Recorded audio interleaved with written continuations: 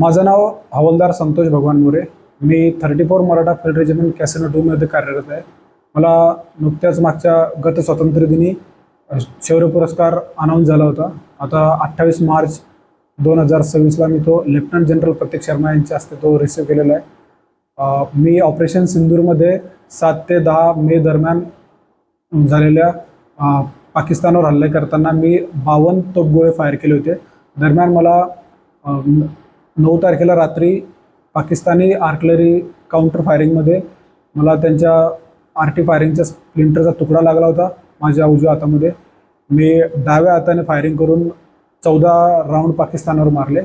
याची दखल घेत मला भारत सरकार व रक्षा मंत्रालयाने शौर्य पुरस्कार अनाऊन्स केला होता आणि आता मी तो रिसीव्ह केलेला आहे.